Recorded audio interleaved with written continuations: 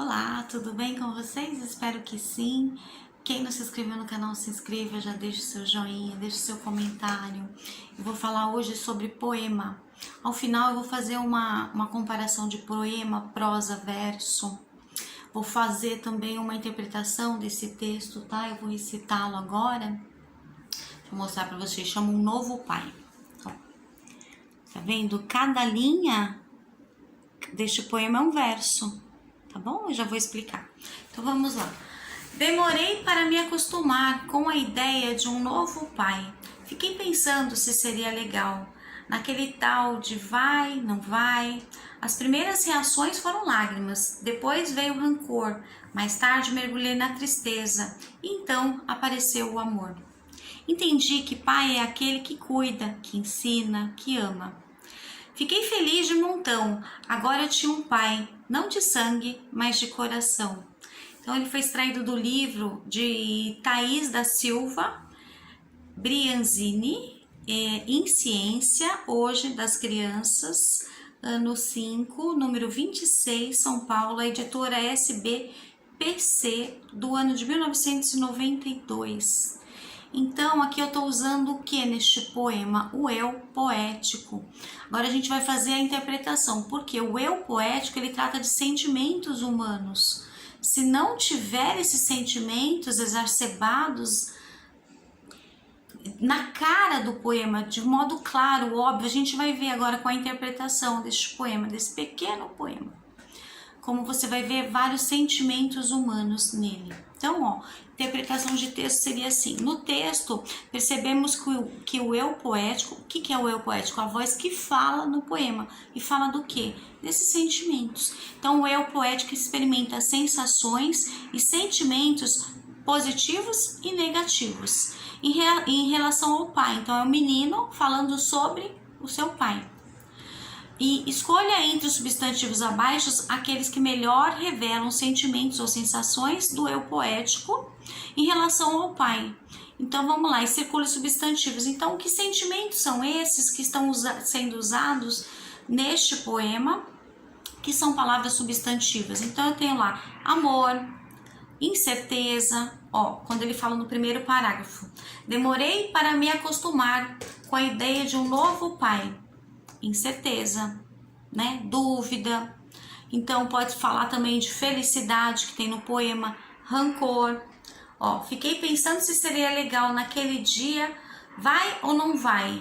Dúvida também, incerteza. As primeiras reações foram lágrimas, depois veio o rancor. Olha aí o rancor, outro substantivo. Tem rejeição também, ele ficou com medo, né, da rejeição. Talvez por isso que ele demorou para se acostumar com a ideia de ter um novo pai. Tem tristeza também.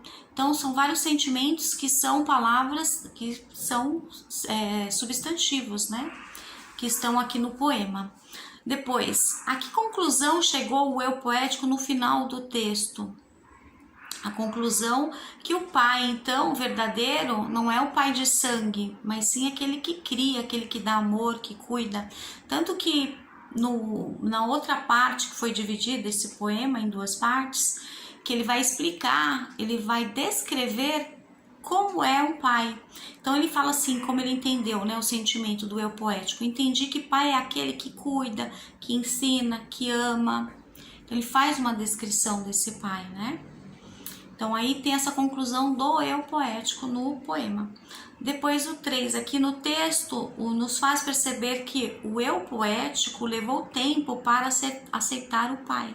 Sim, apareceu logo no primeiro parágrafo, lembra? Ó, demorei para acostumar com a ideia de um novo pai. Depois aí vai lá, aí depois o próximo. Ó, fiquei pensando se seria legal naquele tal de vai e não vai. Dúvida, incerteza, ele ficou com medo, né? Então por isso que ele levou um certo tempo para aceitar. Que palavras ou expressões marcam esse tempo? Então ele tá falando no poema também existe tempo e espaço. Assim como uma narrativa tem tempo e espaço, narrador, protagonista, narrador, personagem, o poema também tem tempo e espaço. Vamos fazer uma análise agora. Então ele percebe no eu poético que palavras expressam e marcam esse tempo. Bom, quando ele usa as formas verbais. Então, ó, o verbo demorar, acostumar que ele usa. Fiquei pensando, então o verbo ficar, o verbo pensar. veio, mergulhei, que é o verbo mergulhar, veio do verbo vir. Então são verbos que ele usou para sinalizar este tempo. E também eles são marcados pelos advérbios, que a gente fala adjunto adverbial. Existem vários, né? Tempo, modo, lugar, afirmação, negação, instrumento, etc. Para marcar esse tempo, ele usou adjunto adverbial, a palavrinha depois. Então ele usou mais tarde, ele usou então e usou agora. Então se agora, por exemplo, adjunto adverbial de tempo, agora não é mais tarde, não é daqui a 5 anos. Então é sempre bom observar tempo também no poema, tá? O tempo e espaço. 4. O que provavelmente fez o narrador entender que pai é aquele que cuida, que ensina, que ama. A relação que ele foi desenvolvendo com esse pai, né? No começo ele ficou meio receoso, né? Com receio, e depois ele se soltou e conseguiu entender, compreender, tanto que ele fala, entendi que pai é aquele que cuida, que ensina, que ama, entendeu? O eu poético conseguiu falar com ele, consegue falar com a gente também. Então, por isso o poema, né? Ele fala. Número 5, olha lá, escreva as semelhanças entre os diferentes textos, né? A agenda de Carol, eu vou deixar o link abaixo, a gente já tratou também desse, né? Que é um texto de cartinha, a carta pessoal, diferente de uma carta comercial. E também o diário de agenda, é o formato em diário, também conhecido como agenda, né? Hoje em dia, o diário era mais da minha época, mas também tem esse formato de escrita, né? Então, fazendo uma comparação, então, a agenda de Carol com Um Novo Pai. Quais são as diferenças e semelhanças que eles têm? Então, o segundo critério que a gente pode fazer, a gente pode trabalhar isso, né? Um outro texto em cima de um poema. Isso é legal também, fazer essas comparações. Então, a forma de apresentação de prosa ou verso. Bom, primeiro, o que é verso? Cada linha do poema é um verso. O verso, ele tem musicalidade, som, envolvimento, ele tem movimento. Então, é importante também enfatizar isso, né? Tem melodias, tem palavras, por exemplo, geralmente finais, que tem rima. Por exemplo, nesse daqui, Um Novo Pai, ó, a palavra pai e depois vai. Tem duas vogais, o a e o i, o a e o i. Então, dá essa rima, ó, rancor com amor. Então, as terminações são parecidas, ó lá, depois no final. Montão e coração, rimou, então tem essa musicalidade, né? Tem essa melodia. Já a prosa não, é só o texto mesmo, não tem essas rimas, essa musicalidade, é só mais uma conversa, uma expressão, um jeito de falar, de escrita ou de fala, sem a metrificação, sem esses ritmos, e assim é a prosa. Tem uma exposição de ideias, você pode falar um fato histórico ou algo de cotidiano, mas sem essas rimas, né? Sem esse movimento, essa melodia.